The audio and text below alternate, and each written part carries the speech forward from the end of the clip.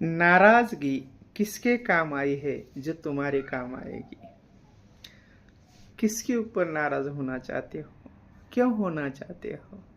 क्या कारण है? नाराज होना प्रलोभनों का दूसरा अंग है। जब आप नाराज रहते हो तो आपके अंदर ही अंदर प्रलोभनों का माया जाल होता है, जिसे आप छुपाकर नाराज हो जाते हो।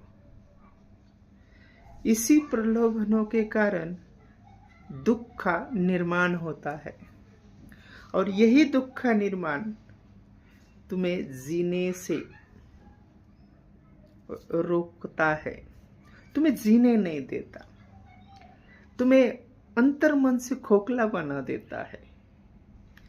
तो जीवन जीने का असली तरीका तो यही है, कभी किसी पे बिल्कुल नाराज मत होना। हाँ, नाराजगी ये शब्द ही ऐसा है, ये भावना ही ऐसी है जो तुम्हें अंतर्मन से निचोड़ती है, तुम्हें दुखिया बना देती है, तुम्हें नकारात्मक भाव में लिप्त करती है, लिप्त कराती है। और इसकी असलियत जो है वो प्रलोभनों के पीछे छिपी हुई है। और जो प्रलोभन है वो अलग अलग प्रकार के हैं। पत्नी का प्रलोभन, बच्चों का प्रलोभन, पैसों का प्रलोभन, व्यवहार का प्रलोभन। तो जब तुम ज्यादा ऐसे प्रलोभनों में लिप्त हो जाते हो तो तुम्हें कोई बचा ही नहीं सकता, क्योंकि बाहर की नकारात्मक सोच तुम्हें तुम्हारे ध्येय जो तुम्हारा ध्येय है कि मुझे आज किसी भी प्रकार पैसा चाहिए, किसी भी प्रकार ये प्रॉपर्टी चाहिए, किसी भी प्रकार मुझे ये चीजें चाहिए, मतलब बाहरी दिखावे में जो तुम्हारा अंतर्मन लिप्त कर रहे हो, चाहे रिलेशन हो, चाहे पैसा हो, चाहे कुछ भी हो, मतलब सीधा सरल है, नकारात्मक सोच में खुद को लिप्त करने से अपने आप को नाराजगी से कोई बचा नहीं सकता। अपने अंतर्मन के प्रति सरल भाव में खुद को लाना सरल नहीं होता, सीधा नहीं होता। अगर अपने अंतर्मन को सरल करना पड़े, सरल भाव में लाना पड़े, और यह सीधी बात होती तो महाभारत नहीं होता, रामायण नहीं होता। और अपने अंतर्मन को सरल भाव में लाने की जो बात है वो अगर सिंपल सी होती, जो सरल सी होती, तो क्या गौतम बुद्ध क्यों अपने इतने हरे भरे खिले परिवार को छोड़कर जंगल में जाते? नहीं ना।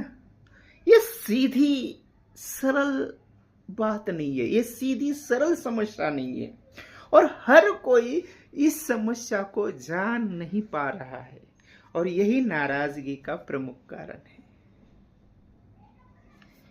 तो अपने आप को समझने के लिए बहुत सारे समस्याओं को समझना पड़ेगा, जानना पड़ेगा, उनके मूल जो गतिविधियां है उसे समझना पड़ेगा। और हम जो समझते हैं, हम जो जानते हैं, हम जो मानते हैं, उसी को हम ज्ञान समझ पाते हैं। ऐसा नहीं होता। तो आदमी जो ज्ञान की बातें आदमी को मिलती है ना, वो एक्सपीरियंस के साथ मिलती है, not through the words but through the experience. अपने आप में बोलने का ढंग, सोच की परिवर्तनवादी सकारात्मक सोच ऐसे ही निर्माण नहीं होती। देखिएगा, समझिएगा, जानिएगा। अगर गौतम बुद्ध बोले आज के इस समय में, तो कितने लोग सुनेंगे? बहुत सारे लोग सुनेंगे, क्योंकि उस व्यक्तित्व के पीछे जो तपस्या है, उस तपस्या में जो सकारात्मक सोच उन्हें मिली है, यही उसका कारण है। इसी कारण हम उन्हें सुनना चाहते हैं, उन्हें जानना चाहते हैं, उनकी ज्ञानवादी सोच को समझना चाहते हैं। वो नहीं है अभी, तब भी जब कोई गौतम बुद्ध का तत्व ज्ञान बोले तो भी हम सुनना चाहते हैं। ऐसा क्यों?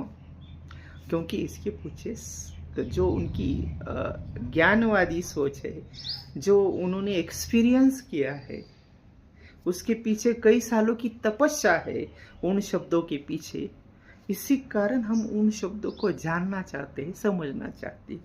यही बात हम कृष्ण के बारे में भी सोचते हैं, समझना चाहिए, जानना चाहिए। क्योंकि जिस शब्दों के पीछे कई सालों की तपस्या होती है, उन शब्दों का जो अर्थ है वो गहरा होता है। उस शब्दों में गहरा एक्सपीरियंस राज होता है। और इसी कारण हम उन बातों को जानना चाहते हैं, समझना चाहते हैं। जैसे कि सर्वज्ञ श्री चक्रधर स्वामी, महानुभाव पंथ के प्रवर्तक, हम उनके विचार, उनके आचार, उनकी सोच क्यों जानना चाहते हैं, क्यों समझना चाहते हैं? इसका मूल कारण क्या है? इसके पीछे तपस्या है, कई सालों की तपस्या है। वो शब्द नहीं है, उन शब्दों के एक एक शब्दों के पीछे कई सालों की तपस्या होती है। इसी कारण हम उन्हें सुनना चाहते हैं। अगर आप अंतर मन से अपनी नाराजगी दूर करना चाहते हो, तो अध्यात्म को सरल भाव में जानने की कोशिश करनी चाहिए। और जो आदमी अध्यात्म को सरल भाव में मानवतावादी दृष्टिकोण से जानने की प्रयास करता है, जानने का प्रयास करता है, कोशिश करता है, वो अंतर मन की नाराजगी फेंक देता है, जला देता है।